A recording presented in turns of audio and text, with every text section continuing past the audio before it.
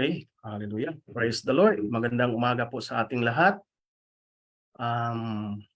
Napakabuti ni God sa umagang ito na kung saan mga kapatid ay patuloy tayong magsiserve sa Kanya sa araw na ito. So welcome po sa ating lahat mga kapatid sa gawain ng Fill in Seed.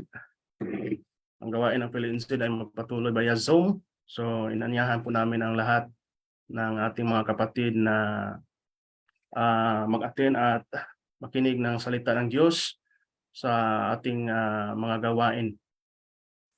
At patuloy nating binabati ang ating mga kapatiran dyan sa Pilipinas, sa ating mga kapatid na naka-turn in din. Magandang umaga po sa atin. At sa lahat po na maabot sa mga gawain ito, sa mensahe ng Diyos sa atin ay binabati ko po ng Happy Sunday po sa atin lahat. So lagi natin i-acknowledge si God sa buhay natin na kung wala si God ay wala tayong mga gawa. So purihin si God sa mga oras na ito at tayo po'y manalangin. Praise God.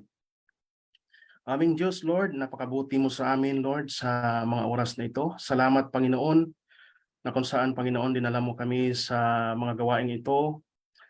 Lord, maraming salamat sa panibagong araw sa aming buhay na patuloy niyong dinagdagan. Maraming salamat, Panginoon, sa magandang panahon.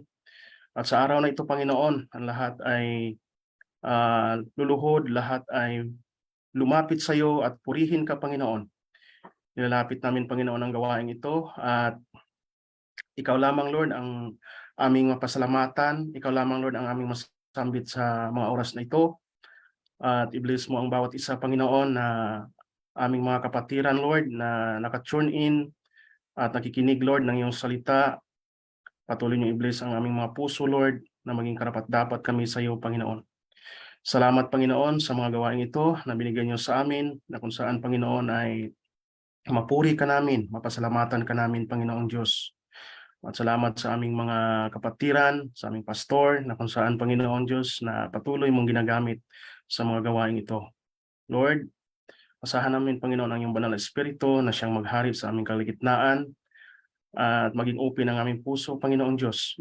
Linisin mo kami, ang aming puso, na maging karapat-dapat kami sa iyong mga gawain at karapat-dapat kaming lumapit sa iyo, Panginoon, upang magpuri sa iyo at magpasalamat sa iyo sa kabutihan mo sa aming buhay. Salamat, Panginoon, sa iyong kabutihan at maraming salamat sa aming mga kapatiran na nag-turn in at sa mga kapatiran namin na wala pa dito sa mga gawain ito. Patuloy niyo i-bless, God, ang patuloy niyong hipuin ang kanilang mga puso na lumapit sa iyo, Panginoon, na magpuri sa iyo dahil napakabuti mo sa amin at alam namin, Panginoon, na nandyan ka, buhay ka sa aming mga puso, buhay ka sa aming pag-isip, buhay ka sa aming buhay, Lord. At alam po namin na gumagawa ka sa sa bawat isa sa amin. Salamat sa iyong kapangyarihan, God, sa umagang ito. Ikaw lamang, Lord, ang aming maitaas at ikaw lamang, Lord, ang aming masamba, Panginoon, sa araw na ito. Ito po ang aking dalangin sa pangalan ng iyong anak na si Jesus. Amen. Praise the Lord. Hallelujah. So sa ating papatuloy, akin na pong basahin ang salita ng Diyos na mabasa natin dito sa Awit chapter 30 verse 4. Maiksing verse ito. Ang sabi po dito ay magsing-awit kayo ng papuri sa Panginoon o kayong mga banal niya at magpasalamat kayo sa kaniyang banal na pangalan. Okay, purihin si God po. Tayo na po ay magpuri. Tinatawagan natin ang ating leader, Insila Family, para po sa praise and worship.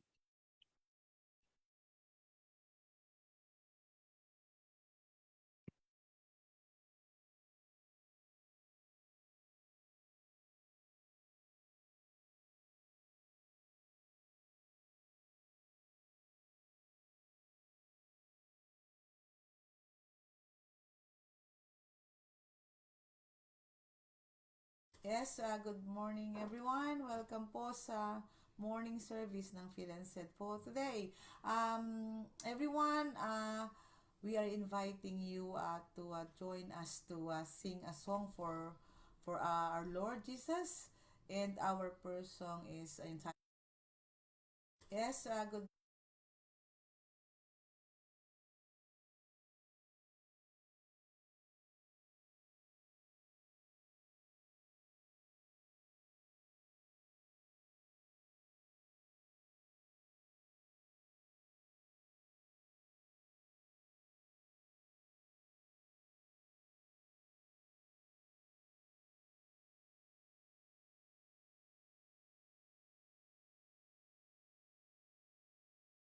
Yes, good morning everyone. Welcome po sa morning service ng PhilAnsed po today. Everyone, we are inviting you to join us to sing a song for our Lord Jesus, and our first song is entitled Miracles. Alam naman natin how great is our God uh, to do a lot of miracles sa buhay natin in terms of healing, in terms of sa mga troubles natin, in terms sa mga pangangailangan natin, and He really moves the impossible to possible. So, church, let's sing miracles.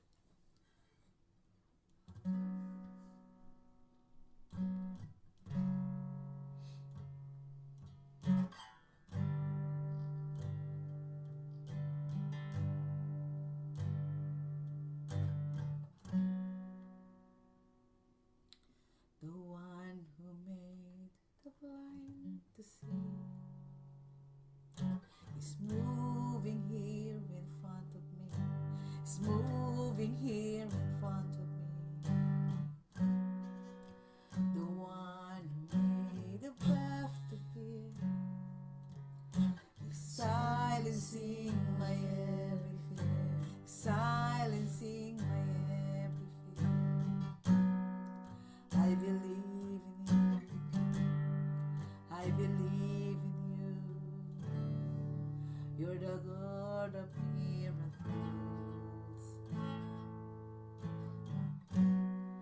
I believe in you. I believe in you. You're the God of miracles.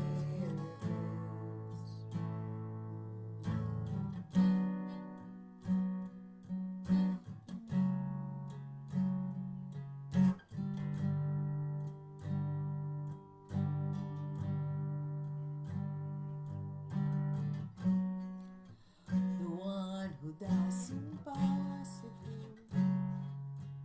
is reaching us to make me whole. Is reaching us to make me whole. The one who pulled the death in his place. Life is flowing through my veins. His life is flowing through my veins. I believe in you. I believe in you. You're the God of miracles. I believe in you. I believe in you. You're the God of miracles. I believe in you. I believe in you. I believe in you. You're the God of miracles. I believe in you. I believe in you. You're the God of miracles.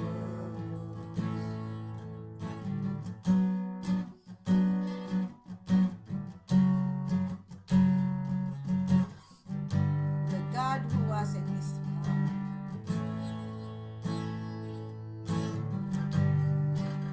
The God who was and is to come. The power of the risen one. The God who brings the dead to life. You're the God of miracles. You're the God of miracles. The God who was and is to come. The power of the risen one. The God who brings the dead to life. You're the God of miracles. You're the God of miracles. I believe in you. I believe in you. You're the God of miracles. Oh, I believe in you. I believe in you. I believe in you. You're the God of miracles.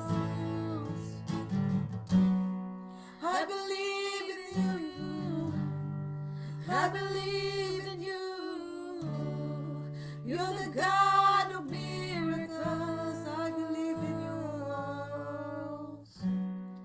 I believe in you. Yes, Lord. I believe in you. You're the God of miracles. We believe in you, Lord. We believe in you, Lord. Thank you, oh Lord, for this song. We believe in your miracles, oh Lord. We believe in you, Panginoon. We believe na lahat ay magagawa mo, Panginoon. We are here in front of you, praising your name, glorifying your name, O Lord. You are the God of miracles, Lord. Thank you, Lord, for that. We are very grateful. You are the God of miracles. Thank you so much, O Lord. In Jesus' name we pray, amen.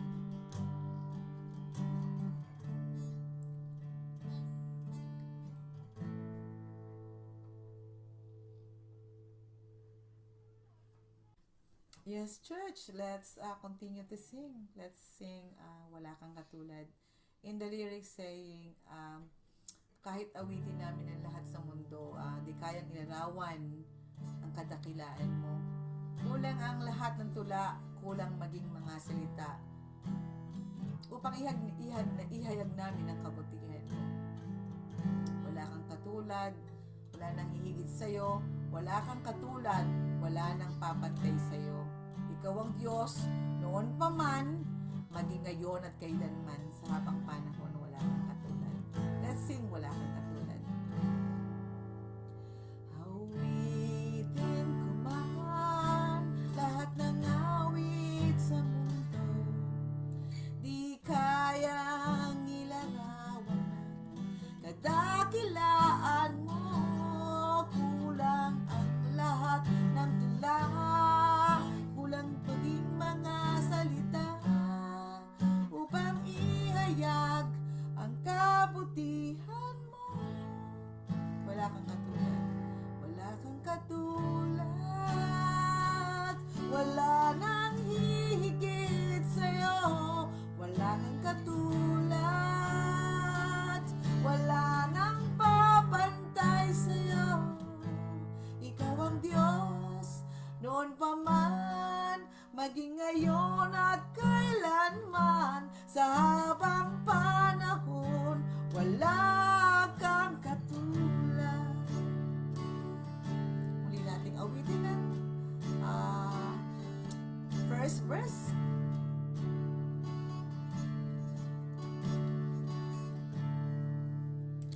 Awitin ko man lahat ng awit sa mundo, di kayang ilarawan ng kadakilaan mo. Kulang ang lahat ng tula, kulang maging mga salita, upang ihayag ang kabutihan mo. Wala kang katulad, wala kang katulad, wala nang hihigit sa'yo. Wala kang katulad, wala nang papantay sa'yo. Ikaw ang Diyos, noon pa man, maging ngayon at kailanman, sa habang panahon, wala kang katulad.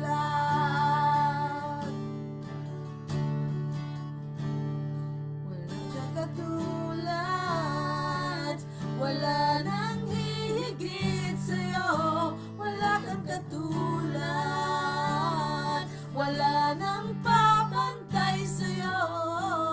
Ikaw ang Diyos, noon pa man, maging ngayon at kailanman, sa habang panahon. Sa habang panahon, sa habang panahon, wala kang katulad.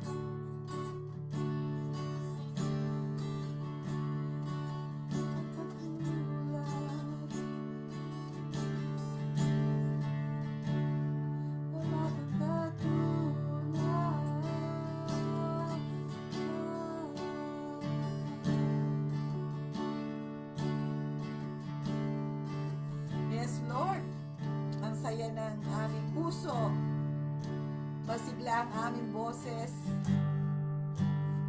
sa pag-awit ng iyong mga awitin, O Lord. Especially this song, Wala Kang Katulad. Ikaw ang Diyos mula pa noon, maging ngayon at kailanman. And sa habang panahon, wala kang katulad. Walang papantay sa iyo, O Lord. Lord, pinupuri ka namin. Pinapasalamatan ka namin, O Lord, sa lahat. We are very blessed. We have this opportunity to sing a song sa inyo, Panginoon. Ang lahat ng awiting inaawit namin ay inibigay namin sa iyo, inaalay namin sa inyo, O Lord. Thank you, Lord, for this song.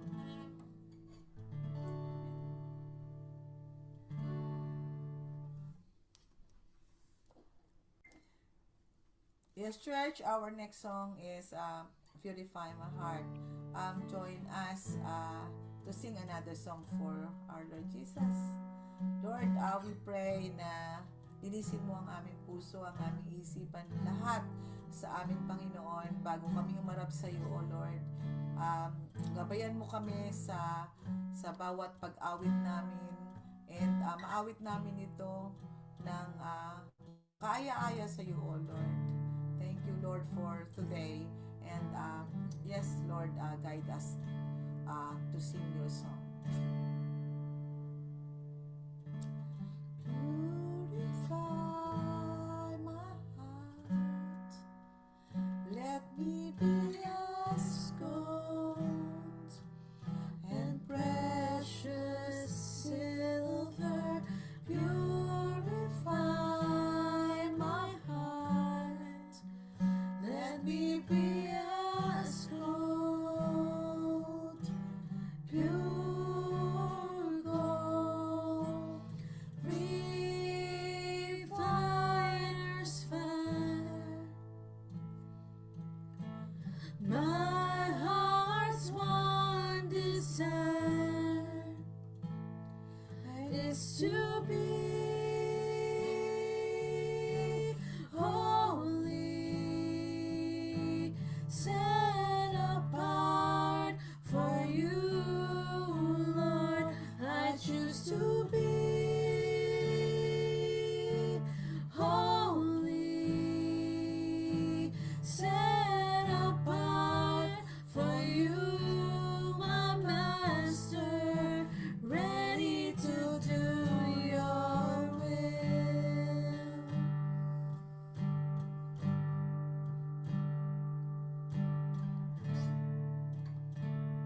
Purify my heart. Purify my heart. Cleanse me from within and make me holy. Purify my heart. Cleanse me from my sin. Deep within, refine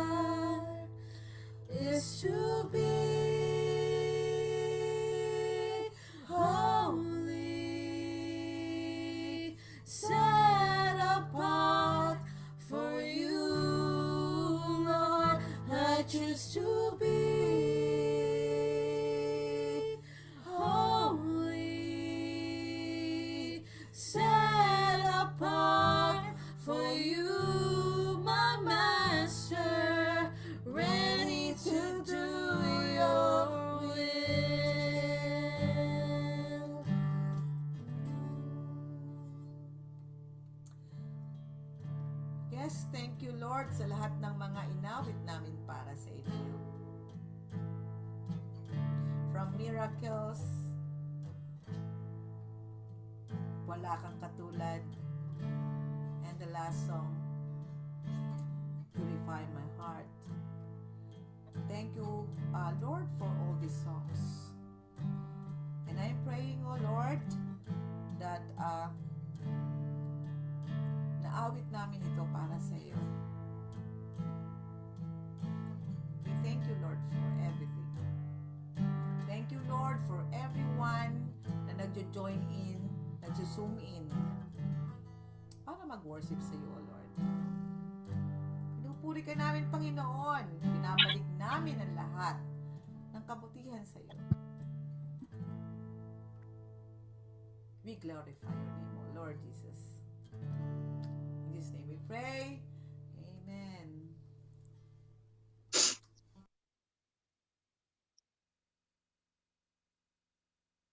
Yes, good morning.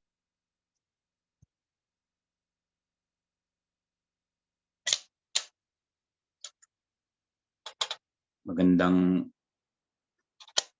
tanghali po sa ating lahat. Tayo po ay magpatuloy sa panalangin, sa ating pastoral prayer.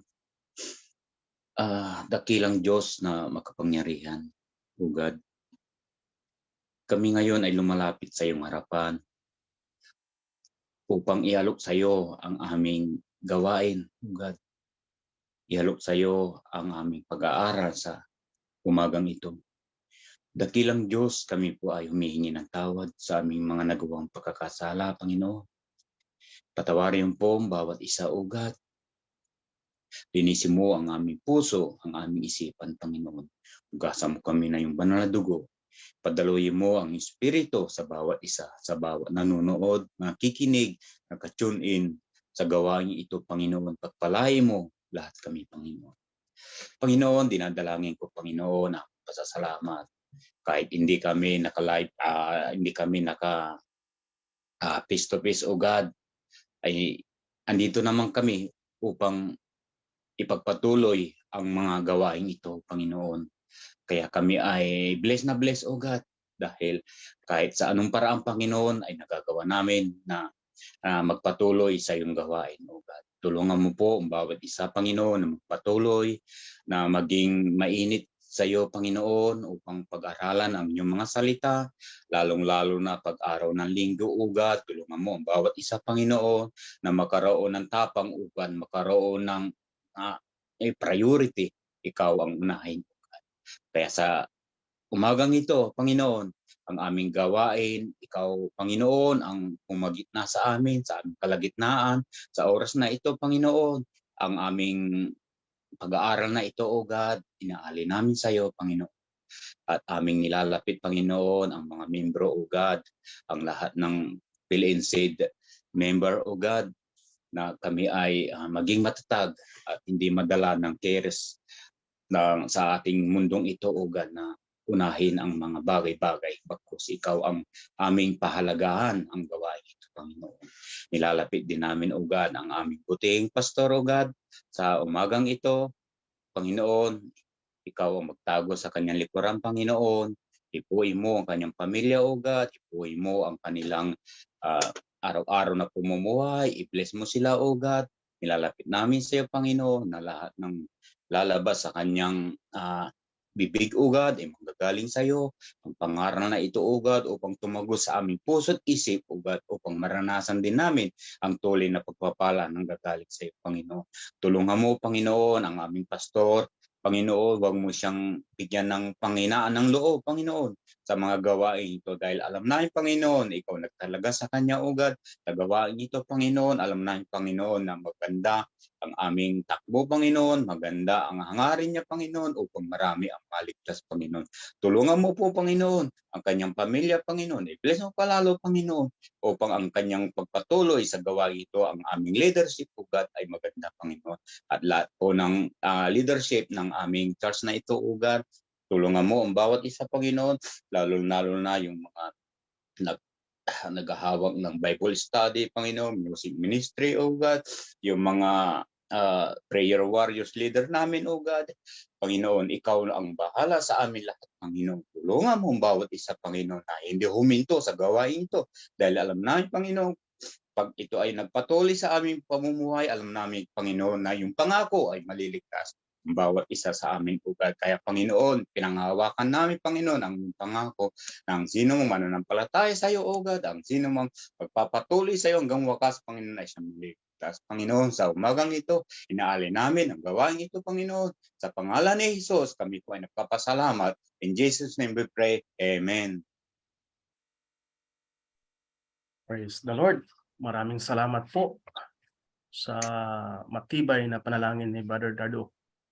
At salamat din po sa ating first worship sa Insila Family.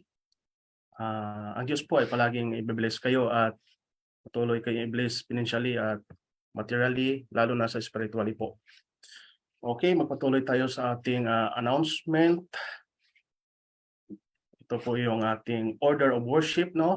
This coming Sunday, 13 of August.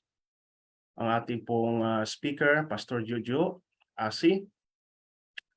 Ating pong presider, Sister Teresa Chung. Pastoral prayer, Sister Vicky de la Cruz. Bible reader, Sister Hali Encila.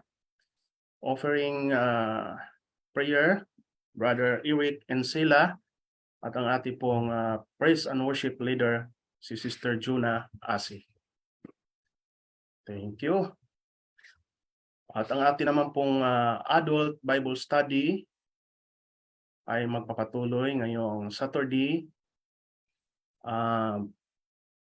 August 12, 7:30 p.m. via Zoom po. So inanyahan po natin ang ating mga kapatiran na mag-attend upang mapalago natin ang ating spiritual journey. Salamat po. At ang ating naman pong NC Young Adult ay magpatuloy din po ngayon same pizza po 12 of August 7 p.m. via Discord. So inihahan natin ang ating mga young adult na mag-attend din sa mga gawain ito. Okay. Another announcement. Meron pa po tayong announcement. Salamat, Brother Jared. Tungkol doon po sa ating worship service, tulad na pag-meeting ang kahapon, so tulong-tulong lang tayo sa paghahanap ng place. Ang pinaka-main natin is yung instrument na hopefully kung by the grace of God ngayong linggo, kung merong makakita tayong place na available, either morning or hapon, basta available, ma-store lang yung mga instrument. Makakapag face-to-face tayo. So yung current situation ng target hall ay available, but yung instrument lang ang ating wala mapaglagyan. So yun na isama rin natin sa prayer and sama-sama tayo maghanap ng mga lugar na kung saan man tayo dadalhin for the meantime. Salamat po, ilang. Okay po, Pastor. Maraming salamat po. At salamat din po sa mga natasa na maghanap ng venue natin. Ang Diyos po ay patuloy na mag-bless sa inyo po. Salamat po. So tayo magpatuloy sa ating meron ba tayong birthdays and anniversary ngayong buwan na to? Excuse me, Jared, Pastor, si Nina po ito. Ganda umaga po sa inyo lahat. Meron lang po akong i-announce dun sa online prayer meeting natin. So, this coming Friday po, magkakaroon po tayo ng prayer meeting instead po sa 18. So, that will be on August 11. Kasi po dadating po yung family ko, so I won't be able to do the prayer meeting on the 18th. So, on the 11 na lang po tayo. Ipapalit ko lang on the earlier week. So, mag-post na lang po ako ng announcements. Ang leader po natin, Sister Lolit. Sis, I just messaged you sa Messenger.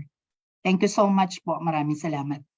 Okay po. Salamat po, Ate Teresa, sa pag-announce po at sa pagpagamit mo sa gawain yon. At yes po, salamat po. Tayo po yung magpatuloy sa ating kung sino yung may birthdays and anniversaries. Ating pong ipagpasalamat at ito pong ipag-pray sa ating pastor kung meron po.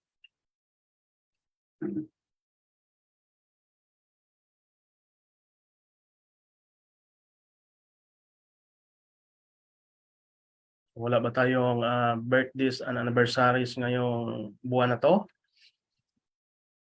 Siguro wala naman siguro, no? Siguro kung sa next week na lang kung walang mailagay yung pangalan. Sige po. Okay. So, dumako na tayo sa ating sharing and testimony ba? Okay. So, dumako na tayo sa ating sharing and testimony. Sino po yung na-bless? Sino po yung may mga testimony sa buhay? Niyahan po natin na mag-share.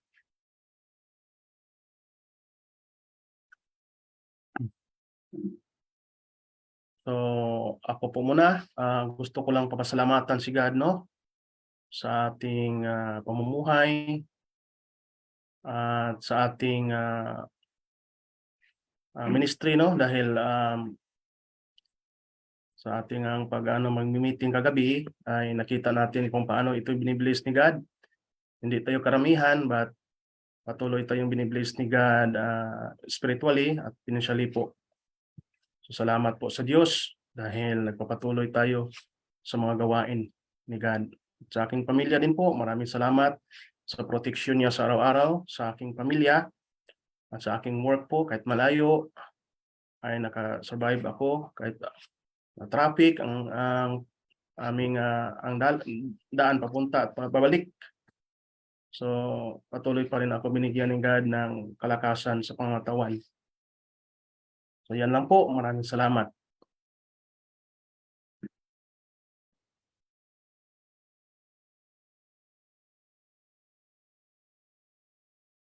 Sino pa po? I-unmute na lang po at pwede kayong mag-share sa biyaya ni God. Ako po, salamat sa PhilNZ Amen. family for helping our family for my nanay's funeral. So in behalf of Ocampo and Shenko family, salamat po sa inyong tulong nyo. And I know that God is in control po sa lahat ng mga nangyayari. So yun lang po. Thank you so much po. Okay, salamat po Sister Maricar. Ang Diyos po ay mag-bless sa atin palagi. Spiritually and financially po. Patuloy tayong magtulungan sa gawain ni God. Okay, kung sino pa po, paki-unmute na lang po.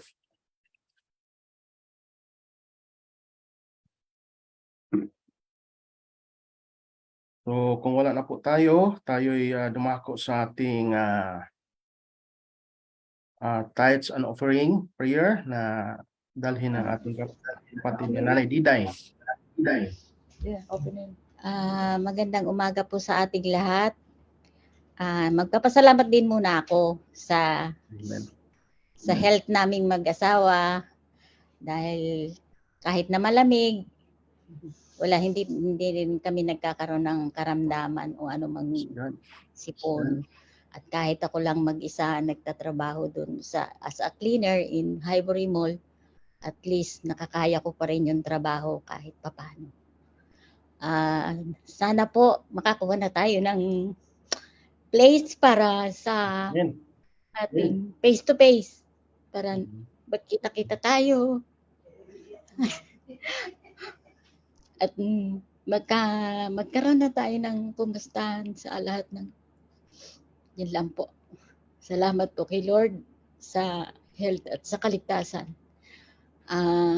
Tayo po ay yumuko at ipikit ating mga mata sa ating tithes and offering.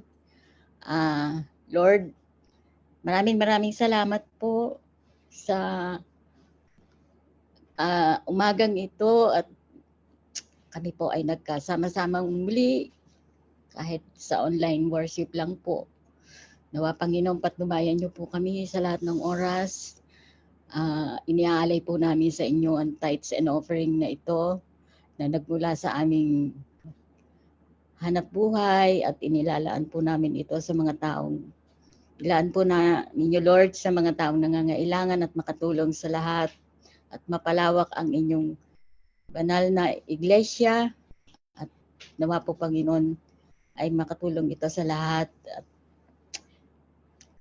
ang tithes and offering na ito ay ibinabalik namin, inihahandog namin sa inyo, Panginoon. At nagpapasalamat din po ako sa mga employer namin sa patuloy na tiwala na sa aming mga gawain, sa lahat ng ginagawa namin. Patnubayan niyo po kami, Panginoon.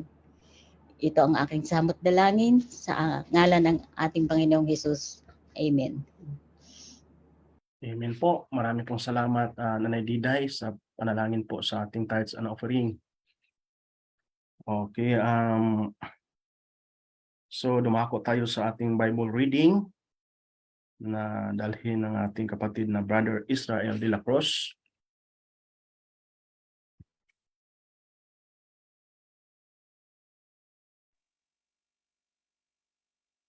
Um,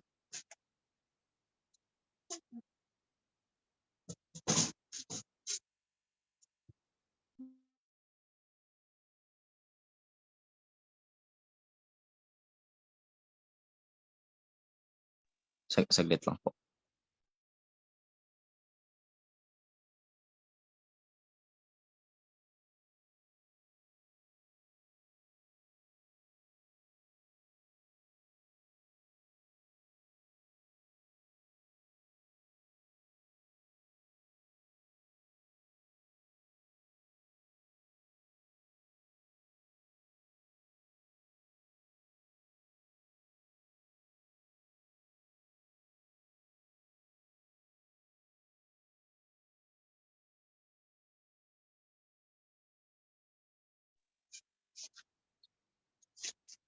Jesus continued, there was a man who had 2 sons. The younger one said to his father, Father, give me my share of the estate.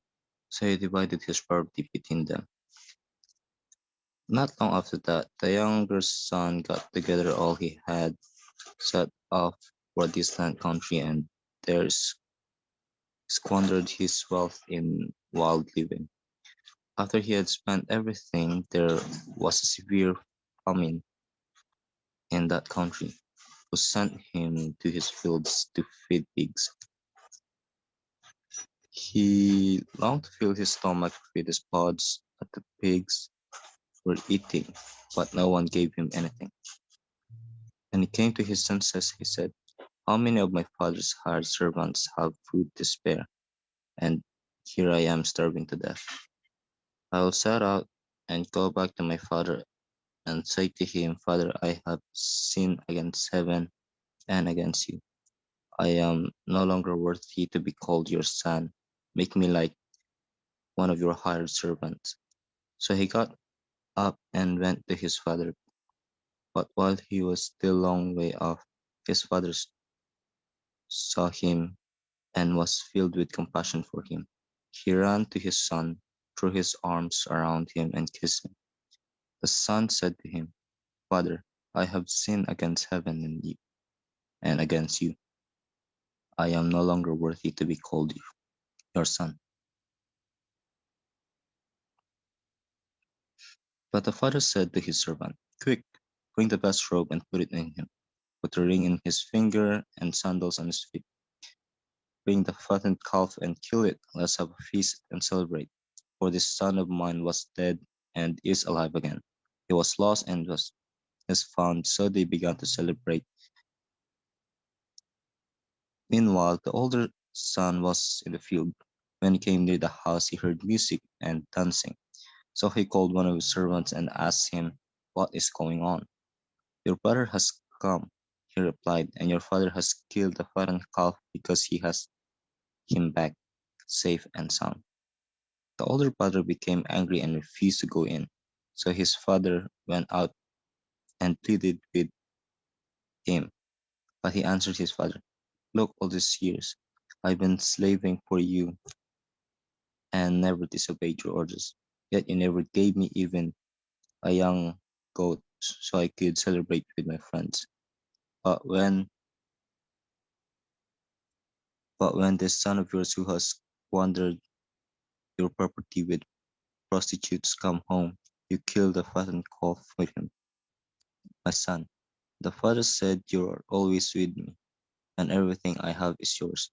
But we had to celebrate and be glad because this brother of yours was dead and is alive again. He was lost and is found. Okay, salamat po sa pagbasa, Brother Israel. So wala na po tayong song. Tayo po ay dumiretso na sa pakikinig ng salita ng Diyos. Ang ating pong theme pa rin ay Grace of God. Ang topic naman natin ay unconditional grace. So ihanda natin ang ating puso at ang ating isip sa pakikinig ng salita ng Diyos na dadalhin sa kanyang lingkod, Pastor Jojo Asi.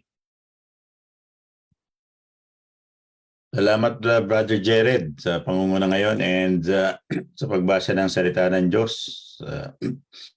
Brother Israel, sa prayer na ni Lydia, and sa mga praise and worship Nanay Lydia, Diday, Mami Diday, and praise and worship team. Sa bawat isa na naging kabahagi ngayong umaga, magandang Sunday morning muli sa ating mga kapatid. Nasa bagong tema na tayo ngayong month of August. Mabilis ang panahon. Mamaya, December na. Malapit na mag-December. So ang ating pong tema ngayon, pag-aaralan sa buong buwan ng August ay Grace of God. No? Yan, makikita natin sa screen. At ang ating topic ngayon ay unconditional grace. Maganda po yung ating topic ngayon. No? It's about the grace of God, yung kabutihan ng Panginoon, yung biyaya ng Panginoon na lagi niyang pinapadama, pinagkakaloob sa atin. And nawa dito sa ating binasa, ito pong Luke chapter 15 ay magandang parable ito, no? Yung 11 hanggang 32. Magandang example ito o magandang parable ito na binigay ni Jesus sa mga Pariseo, sa mga teachers of the law, at din sa mga crowd during that time. So, bago tayo magpatuloy, tayo muna ay manalangin habang sineshare yung topic slide dyan sa screen. Okay, let us pray. Aming Diyos na buhay, salamat sa magandang sikat ng araw, magandang araw ngayon dito sa Auckland, sa New Zealand. And thank you for the life. Thank you for the blessing. Thank you sa mga nararanasan namin sa ups and downs ng buhay and sa biyaya mo, Panginoon. Salamat din dahil sa iyo kami ay nakakapagpuri, nakapaglilingkod sa iyo. Ito ay mula sa iyo ang lahat na to sa mga natatanggap namin sa hininga, sa sound mind and body, sa kabutihan mo, sa kagalingan na patuloy na pinagkakaloob mo sa amin. At nilalapit mo kami palagi sa iyo at sa mga sa bawat hakbang namin, nandun ka, Panginoon. At sa amin po pag-aaralan ngayon pong month of August about the grace of God, ay makita namin ang kabutihan mo sa buhay namin. May internalize namin to at meron kang, Panginoon, mga message individually sa amin na nakakarinig nito, na may nilalagay ka sa heart namin, Lord. Ito ay magbunga, mag-penetrate ito sa mind namin, sa heart namin, sa bones, and magbigay ito sa amin ng encouragement. At kung ito man ay may katuruan sa amin, ito ay sa kabubuti namin, kalalago namin panampalataya, naway mag-work ang yung salita sa amin. Ang salita mo'y buhay. Ang dalangin namin, Panginoon, ay talian mong gawa ng kaaway para ito ay hindi makapasok sa amin, hindi mag-grow at maalis sa mga resistance, no, sa buhay namin, Panginoon, sa isip namin. Dahil ang mga salitang mo ito ay meron lagi kabuluhan sa amin, Panginoon. We entrust to you, O Lord, patuloy na sa pag-aaral namin ito sa umagang ito. Hanggang sa matapos to ay mapagpala kami na nagmumula sa iyo. At ang lahat ito mangyayari sa kapangyarihan mo lamang, O Lord Jesus. Ito pandalangin namin. In Jesus' name we pray. Amen. Amen. Unconditional grace. No? So, bago tayo magpatuloy dito, gusto ko munang i-share sa inyo yung paano ko naranasan muna yung unconditional grace. Yan. Yung iba narinig na to, but I want to share it again sa inyo. No? So, nung I came from a Christian family and nakakarinig na ako sa Sunday school, hanggang naging youth na mga Word of God, lagi ako umattend sa worship. Kulang ang araw kapag hindi ako nakakapag-attend ng worship. And although during that time, hindi pa maliwanag din sa akin ang bagay about life, and kapag nakakaranas ako ng mga panghihina, lungkot, ang nagpapalakas sa akin, babasa ako ng Bible. Ito ay nagbibigay sa akin ng lakas, no. So fast forward, 'di ba, nagkaroon ako nag-asawa ko at the young age, and yung time na yon ay nandoon pa rin yung aking mga vices, no, nung kahit mag-asawa na ako. So ang mga vices ko kapag ako ay malimit, ako ay umuwi na lasing o madaling araw, tapos sa marami rin ako mga vices katulad sa sugal, sabong, o halos lahat naranasan ko yung mga ganong vices. And at kapag ako ay uwi nga, nandun pa rin na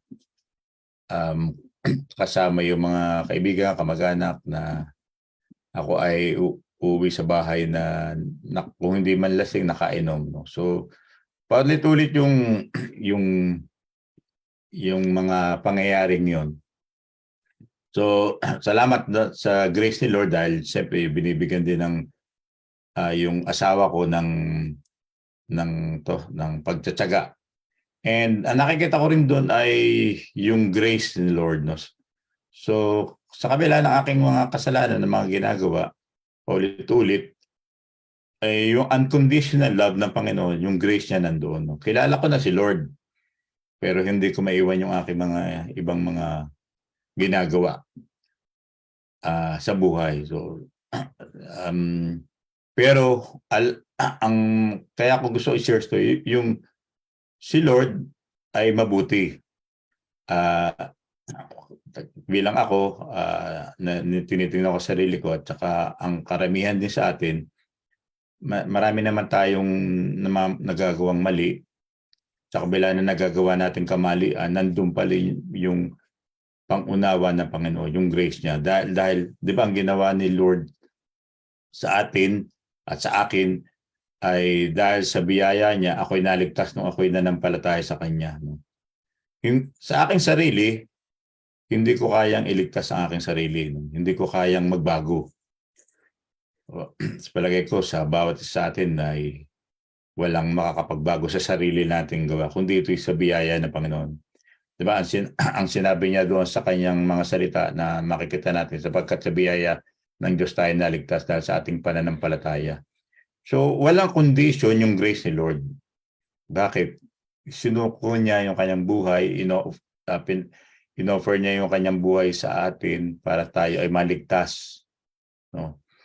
And tayo ay naligtas dahil sa kanyang ginawa doon sa krus, na matay siya para sa ating mga kasalanan, para tayo matubo sa ating mga kasalanan. Ako bilang isang nakakarinig na salita ng Diyos,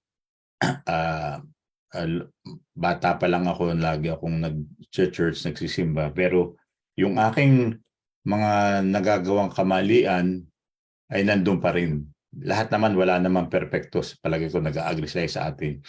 But ang nakikita ko rito, yung grace ng Panginoon ay hindi siya tumitingin doon sa mali ko. Hinahayaan niya akong ma-experience ko yung mga bagay na to upang lalo kong makita yung grace ng Panginoon. Yung love niya sa akin ay unconditional.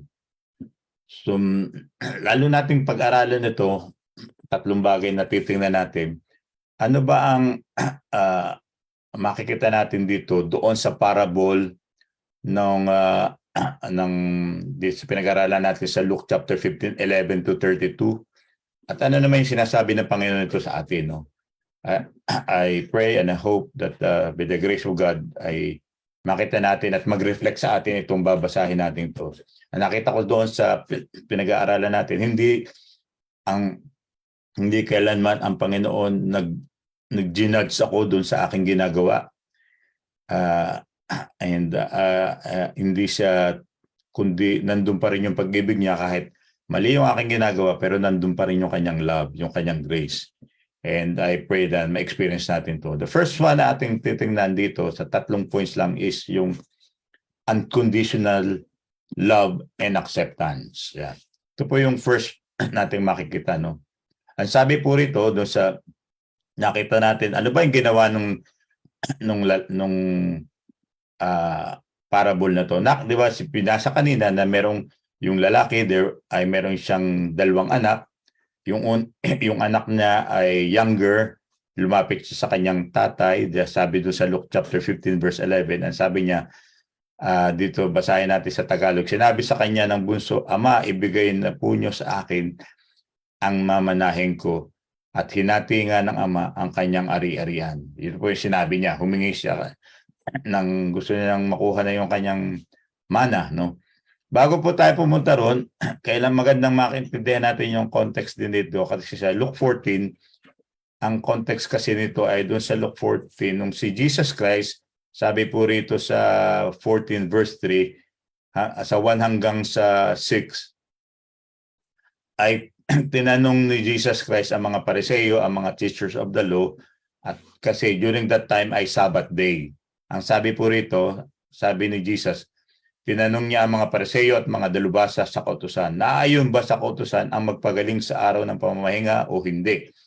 Pero hindi sila umimik, at ang ginawa ni Jesus Christ ay pinagaling niya during the day of Sabbath, no? Yung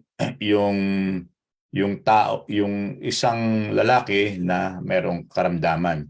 Dahil ang mga Pariseo, mga teachers of the law, they're against na mag-work, gumawa sila anything that is against the law, at ang ayon sa kanilang kautusan ay pwede siyang patayin. But dito, pinapakita ni Jesus Christ that He is the Lord of the Sabbath, and nagbigay siya ng maraming mga parables para maintindihan lang ng mga Pariseo kung ano ba ang mahalaga, no? Kung ano yung ibig sabihin yung kingdom of God. At maraming ang parables to, yung feast, yung great banquet. At ngayon to ang focus ng ating story o ng ating message ngayon, yung parable of the prodigal son. Okay, so humingi nga ng mana yung father niya, no? Sa father niya yung younger son. So binigay naman, no? Ano nang ginawa nung anak niya? Tingnan natin sa verse 13, ano? Sabi dito, pagkalipas ng ilang araw, pinagbili ng bunso ang kanyang bahagi at nagpunta sa malayong lupain. Nilustay niya roon sa mga bisyo ang lahat ng kayamanan. So, maraming pera. At ang ginawa niya, nagpakasaya at nilustay. Anong paglustay? Madali namang malustay ang pera o maubos ang pera. Diba? May mga vices, may mga sugal, mga babae, bumili ka ng mga mamahaling gusto mo, madaling naubos, no? So kahit sa panahon ngayon, kahit 1 milyon, madaling maubos ang pera kung uubusin, no? And sa 14, nang maubos nga ito, at sa lupain yun, nagkaroon ng famine, nagkaroon ng tagutom sa lugar na yun. At dahil wala na siyang makain, nagkaroon ng famine, nag-start na siyang maghirap at nag-start na siyang magtrabaho doon sa sa time na yon. At habang siya nagtatrabaho, anong klaseng trabaho ang pinagtatrabaho niya? Babuyan ang sinabi doon. So, dahil may famine, matindi ang gutom, kulang yung kanyang kinikita at na-realize niya, no? Na sabi niya rito, dahil sa wala nang nagbibigay sa kanya pagkain, ang kinakain na lang niya, halos ang kainin niya yung mga pinagbalatan ng mga bungang kahoy na pinapakain sa mga baboy, no? So nag-isip-isip siya, nagkaroon siya ng realization. Sabi niya, doon sa bahay namin, labis-labis ang pagkain ng mga alila ng aking ama dahil sila ay marangya, no? Samantalang ako'y namamatay dito sa gutom. So ano kaya ang gagawin ko? Babalik na lang ako sa aking ama, sasabihin ko, Father, Ama, nagkasala po ako sa Diyos at sa inyo. Hindi niyo na po ako kailangang tawaging anak nyo. Take note dito, ano? Sinasabi niya, hindi niya ako tawaging anak nyo. So, maaari bang mawala ang relasyon ng tatay at ng anak? Hindi. Anak pa rin siya, no? Tatay pa rin niya yon. Pero dahil nagkaroon ng tagutom, na-feel niya sa kanyang sarili na na-realize niya yung kanyang mali. At sabi niya, hindi na niyo po ako kailang tawaging anak, no? Ibilang na lang niyo ako sa aking mga alila. Kasi yung mga alila niya, hindi katulad niya na walang makain. Yung mga alila niya, meron silang sapat na makakain. Siya, wala na makain dahil nalustay niya yung pera, nagkaroon ng famine. So, nagpasya na siya umuwi, no? Ngayon, ano po ang nangyari ng pag-uwi niya? Dito po sa verse 20. Tingnan ang maganda rito. At nung siya'y nagpasyang umuwi, malayo pa ay natanaw na siya ng kanyang ama. At dahil sa matinding awa ay patakbo siyang sinalubong, niyakap at hinalikan. Mga kapatid, anong nakikita natin dito mga kapatid? Yung parable of the prodigal son dito. Nagkaroon ba ng pagkakataon na makahingi ng tawad ang kanyang anak sa kanya? Hindi nagkaroon ng pagkakataong makahingi ng tawad, kundi dahil sa simbuyo ng damdamin o doon sa heart niya, alam niya na yung anak niya, nakita niya, tuwa siya nang makita niya yung kanyang anak. Ito yung pinapakitang unconditional love and acceptance, no? Nandoon yung sigla ng kanyang puso dahil tuwang-tuwa siyang nakita yung kanyang anak na nagbalik sa kanya, na kinuha yung kanyang mana, nilustay yung kayamanan, and nagkaroon siya ng compassion. Nagkaroon siya ng awa dahil alam niya na nagkaroon ng guto, wala makain yung kanyang anak. At ang na-feel pa rin niya bilang tatay ay compassion. Nang makita niya, tuwang-tuwa siya, in-embrace niya yung kanyang anak. Hindi lang in-embrace, hinalikan. Dito, kahit nga ang anak natin na malayo sa Australia, New Zealand, sa Pilipinas, na hindi na makita nating matagal na, ay natutuwa tayo, no? Nandoon yung kumbaga sa heart natin, namimiss natin, no? Ang mga mahal sa buhay natin. So ito po yung nakita natin, pinapakita rito mga kapatid, no? Yung unconditional grace ng pinakita ng tatay. The father is longing for his son to return. Kasi iniisip niya habang malayo yung kanyang anak, iniisip, kumusta na kaya yung anak ko? Kailan kaya siya babalik? Ano na kaya yung nangyari niya? Meron kaya siyang kinakain sa araw-araw? Napahamak ba siya? O ano ba? Sino kaya yung mga naging kasama niya? Ito yung iniisip pa rin ng tatay, no? So, at habang ang young man na to pabalik, nire-rehearse niya, ano ba sasabihin kong apology sa tatay ko, no? Pero habang nagre-rehearse siya ng sasabihin, anong ginawa ng tatay? He was met with a surprise beyond his wildest imagination. Nakita na doon yung relationship nila. Diba? Na merong compassion yung kanyang tatay, may love pa rin sa kanya. Unconditional love. Tinanggap siya sa kabila ng kanyang ginawa. Diba? Na makikita natin, in-embrace siya, may hinalikan siya, and welcome him back with open arms. No? Before the young man could utter a word of apology, bago pa siya makapagsalita, patakbo na siya. So ano makikita natin dito? Mga kapatid, yung grace in the eyes of God Iba yung pagtingin ng Panginoon. Unconditional grace, unconditional love. Pero in the eyes of man, alam niyo yung grace o yung kaligtasan ay sinasabi ng tao na ito ay maliligtas tayo dahil sa ating gawa. Maliligtas tayo dahil sa ating mga mabubuting gawa. Dahil kung tayo ay mabumuhay ng yung moral living natin ay maayos, tayo maliligtas. Pero ano sinasabi ng Panginoon dito, no? For it is by grace you have been saved through faith, and this is not from yourselves. It is the gift of God. Ang kaligtasan ay hindi galing sa atin. Yun ang number one na dapat nating makita. Ang kaligtasan ay nagmumula sa Diyos. Ang nag-o-offer ng kaligtasan ay hindi tao, kundi ang ating Panginoon. Ang kanyang love and acceptance sa atin ay nandoon, nagpapatuloy. Hinayaan ng Panginoon sa parable na to na ma-realize ng tao yung kanyang maling ginawa. Bilang tatay, nawala ba yung relasyon sa kanya? Hindi nawawala ang relasyon. Ang hinayaan lang ng tatay, meron siyang free will, ang lalaking ito na gawin niya ang gusto niya. Pero hindi niya ginudge ang lalaking ito, yung kanyang anak. Kundi siya ay naligaw ng landas. Sa kabila ng siya ay naligaw ng landas at siya ay nagbalik loob sa Diyos, open arms, tinanggap siya ng Panginoon. Meron pa rin yung unconditional love. Nandun pa rin yung acceptance na binagkaloob sa Kanya. Yun po yung kaibahan ng grace in the eyes of God.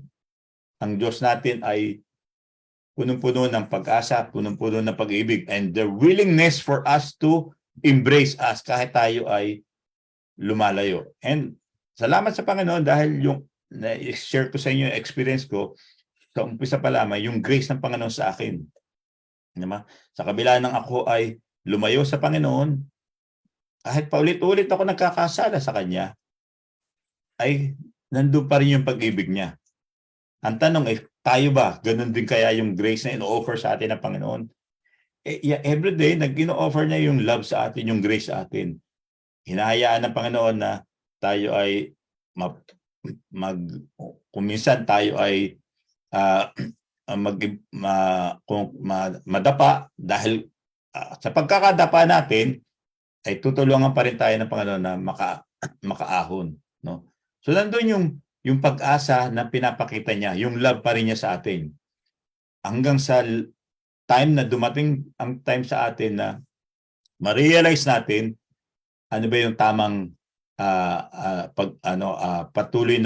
patuloy tayong maglingkod at lumakad sa kanyang direksyon para sa atin. Dahil ang intention palagi ng Panginoon sa atin ay kabutihan. Katulad ng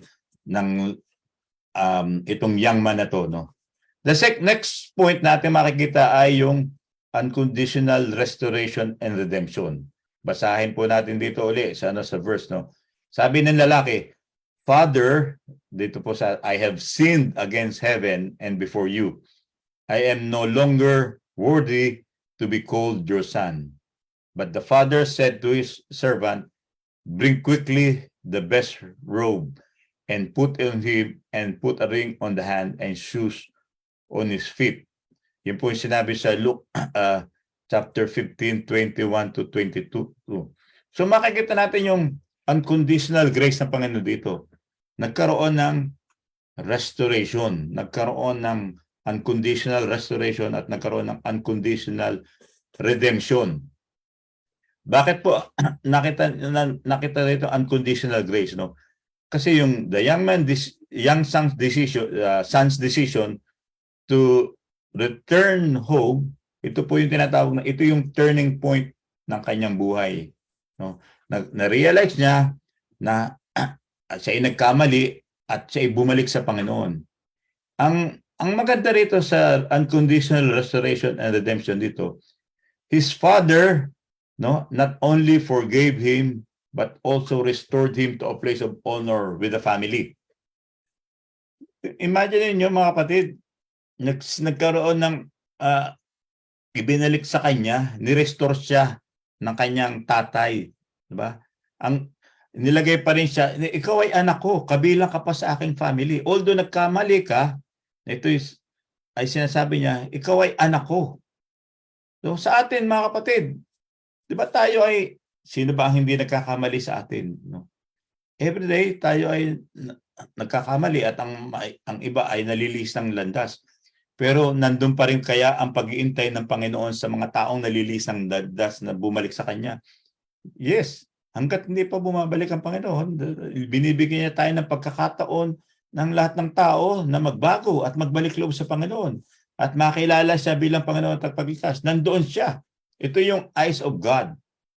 At ang tanong, kailan ba ito nangyari? It happened more than 2,000 years ago.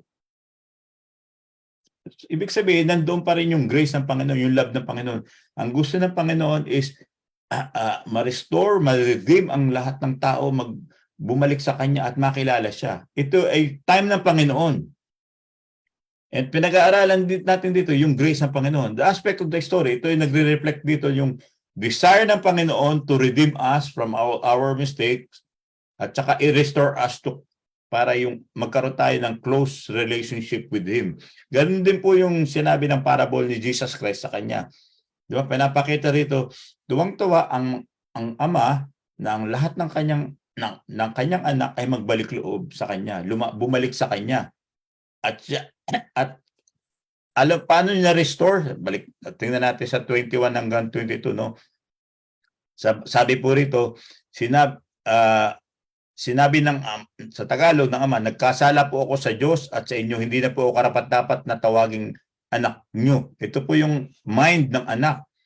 Dahil na-realize niya ang kanyang kamalian. Hindi na nyo po ako, parang sinasabi niya, takwil nyo na ako, huwag nyo akong bilang na anak nyo, ituring nyo na lang ako na isang alipin dahil nagkasala ako sa inyo. Ngunit anong response ng tatay?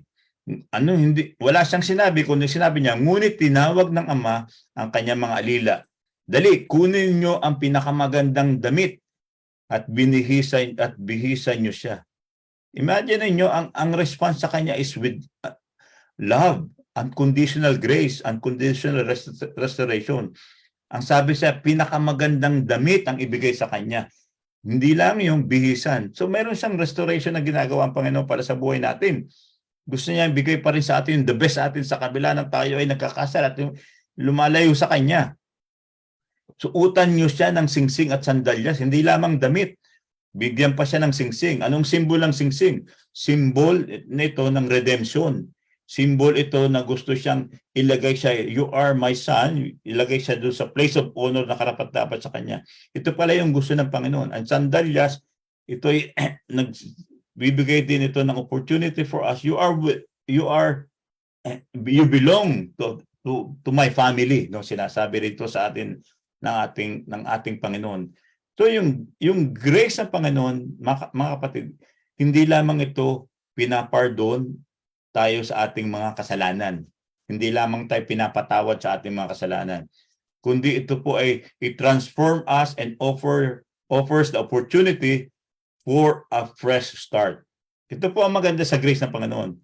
Sa ating kapag may nagkamali, inuulit-ulit yun, ay kasi ganito ka, di ba? Sa mag-asawa, sa anak, sa magkapatid. Ganyan na mali ang ginawa mo, paulit-ulit na lang, binabalik yung kasalanan na gawa mo. But sa Panginoon, hindi yun ang kanyang mind. Ang grace in the eyes of God is, nagkamali ka, ni-restore ka sa ni-restore tayo sa ating kinalalagyan, ni-redeem tayo, and sabi niya, start anew, start afresh, no? So ang nililid tayo ng Panginoon sa a life of purpose. May purpose pala ang Panginoon. Ang buhay natin ay merong purpose na kaya niya tayo binigyan ng kaligtasan, no? Ang kaligtasan ay ito ay hindi dahil sa ating ginawang kabutihan, no?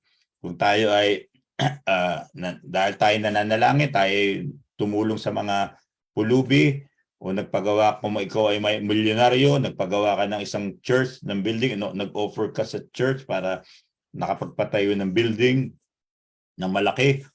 Hindi sabi niya ba, maliligtas na ako kasi malaki ang aking ginawa para sa Panginoon. Hindi yun ang maliligtas tayo. Maliligtas tayo kung ang ating ibibigay ang ating heart kay Lord. Tayo hingi ng patawad at tayo ay susuko natin ang ating buhay at magbabalik loob tayo sa Kanya. No? Kung tayo mananampalataya, yun ang gusto ng Panginoon. Yung faith, no? By faith natin sa ating Panginoon, tayo ay maliligtas. So yung grace in the eyes of man, no? Ito makikita natin dito dahil sa kanyang mabuting gawa, sa kanyang ability, tayo ay maliligtas. Maliligtas tayo dahil sa kailangan mag-avoid ako ng mga gumawa ko ng mabuti at avoid ko ang mga kasalanan para hindi ako ay maligtas. We need to think na consider na maliligtas tayo dahil ito ay divine assistance. Ito ay isang divine appointment. Ibig sabihin, ito ay gawa ng Panginoon. Maliligtas tayo dahil hindi tayo maliligtas dahil sa sarili natin, kundi tayo maliligtas dahil sa divine assistance ng Panginoon, sa divine appointment niya.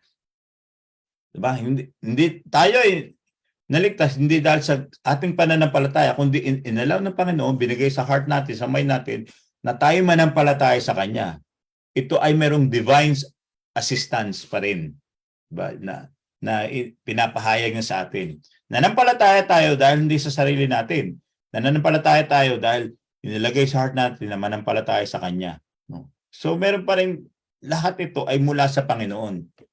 At gusto ng Panginoon sa lahat ng tao ay ma-restore. Diba? Merong time, merong place, at nasa Kanyang ginawa ng Panginoon, binigay na niya yung Kanyang buhay para tayo maligtas. No? Pero ito ay nag-undergo ang mga tao ng iba't ibang circumstances sa buhay para katulad ng young son na to, na-realize niya yung kanyang mali at bumalik siya. So merong time na para sa young son na to, no, na siya ay na-realize niya yung kanyang pagkakamali. Ganun din sa atin, mga kapatid. But hindi nagbabago ang Panginoon. Yung grace niya hindi nagbabago. Pero yung unconditional restoration, ito yung time na na-realize nung young man o ng young son ng kanyang mali. Pero ang makikita natin dito, yung in the eyes of God, nandun pa rin siya. Laging open yung heart niya. Ang gusto niya, bumalik na tayo sa Kanya. No? Bumalik tayo sa Ama. Humingi tayo ng tawad at buong puso tayong tatanggapin ng ating Panginoon kung tayo ay lalapit sa Kanya. At panguling point na makikita natin dito, ito yung unconditional celebration of repentance. Ito yung gustong-gusto ng Ama. No? Makikita na. Bakit gustong-gusto nito? Ng ating Ama, na nagre-represent dito ang ating Panginoon sa Kristo, ang ating Diyos. Ang sabi po rito, basahin po natin sa Luke 15:23 to 24, mga kapatid. Ito na po yung last slide natin.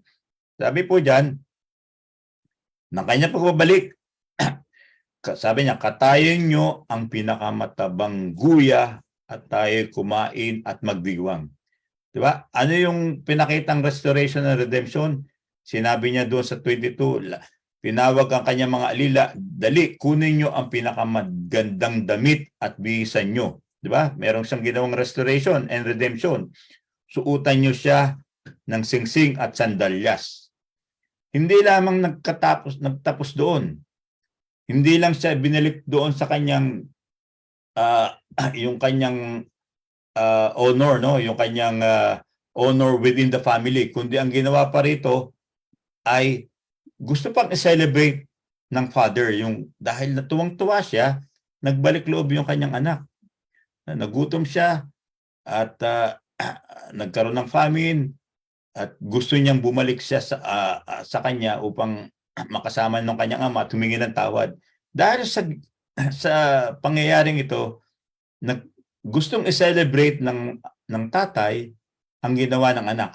Paano niya ma-celebrate? Ito yung pinakamaganda na gustong sabihin rin sa atin. Kapag tayo lalapit sa Panginoon, no, katayin nyo ang pinakamatabang guya at tayo kumain at magdiwang. Imagine niyo, yung celebration niya, hindi lang celebration within the family, kundi tinawag niya, sino ba kakain ng pinakamatabang guya? Maraming mga tao sa community niya, natin sa buong baryo niya. Kasi natuwa siya at sinisigaw niya sa mga tao, magdiwang tayo kasi ang aking anak ay nagbalik loob sa akin. Pinapatay niya yung pinakamataba pa, hindi pa ordinaryo, pinakamataba ang guya. Ang sinabi rito mga kapatid, no? Sapagkat ang anak kong ito ay namatay na, ngunit siya nabuhay, nawala, ngunit muling natagpuan. At sila nga ay nagdiwang. Imagine niyo mga kapatid, yung unconditional grace ng Panginoon, yung exuberant response sa pagbabalik ng kanya, yung son's return sa kanya, no? 'Di ba? Anong pinakita yung putting the robe, ring sa finger niya, at nag-throw siya ng feast, nag-celebrate sila. So ini-illustrate dito yung God's delight when we return to him, no? Ito yung tinatawag na genuine repentance, no? Ini-illustrate sa atin dito yung grace ng Panginoon na ang celebration pala dito pinapakita. Sabi, alam niyo doon sa Luke 15, sabi niya, kapag ang isang tao ay nagbalik sa Panginoon, at sino nagse-celebrate? Ang mga anghel sa langit. Imagine niyo pala, ang isang tao na magbalik loob sa Panginoon, nagse-celebrate. O with open arms, tinatanggap tayo ng Panginoon. Ito yung grace niya. Sa eyes of man, ang tinitingnan ng mga tao, kapag ito ay nagkamali, paulit-ulit, wala na yan, wala na yung pag-asa. Hindi. Ang sa eyes of God pala, hindi. Alam ng Panginoon na ang tao ay mahina. Kaya nga ginawa niya ang Panginoon nung bago siya ipako sa krus. Ano sabi niya? I will send you an advocate. I will send you the Holy Spirit. Diba? Holy Spirit ang papadala niya kasi alam ng tao ang weaknesses natin. Lahat tayo ay nahina, nag-iisip, yung pag-iisip lang ng masama sa kapwa, ito'y kasalanan. Mahina ang tao. Diba? Lahat tayo nagkakamali. Pero alam ng Panginoon na sa mga dinidil natin. At ano ba sabi doon sa John 10:10? Diba? Nagparito, kung meron kayong Bible dyan, sabi ron, nagparito ang Panginoon para tayo iligtas, para tayo ng buhay na kasiyasya. Ang sabi rito, dumating ang magnanakaw para lamang magnakaw, pumatay at manira. Ito yung intention, sinong dinirepresent dito? Sino? Si Satanas. Ang devil. Ang gustong gawin ng demonyo ay panghinaan ng isip, pananampalataya mga tao para malayo sa Diyos. Pero hindi. Naparito ang anak ng Diyos, ang ating Panginoong Kristo, naparito ako, si Jesus Christ, upang ang mga tupa ay magkaroon ng buhay. Buhay na masaganang lubos. Yung pala ang gusto ng Panginoon sa atin. I have come today that they may have life. Hindi ba? Eternal life, abundant life, and have it to the full. Ito pa yung nais ng Panginoon. So gusto ng Panginoon ay lumapit tayo sa Kanya. Nandoon ang Kanyang pag-ibig, ang Kanyang grace sa atin. Ang si Satanas palagi nagbibigay ng maling kaisipan sa atin, panlumo tayo at tayo ay lumayo sa Diyos. Pero hindi. Nandoon pa rin, ino-offer niya yung Kanyang pag-ibig. So ang tanong na iiwan ko sa inyo mga kapatid, di ba sa atin is, ano yung response naman natin dito? Nandun yung grace niya. In the eyes of God, nandun yung Kanyang pag-ibig sa atin. No? Palagi siyang ino-open niya yung Kanyang grace sa atin, yung opportunity na tayo lumapit sa Kanya. Ito yung time ng Panginoon na sinasabi sa atin. Yung grace niya ay unconditional.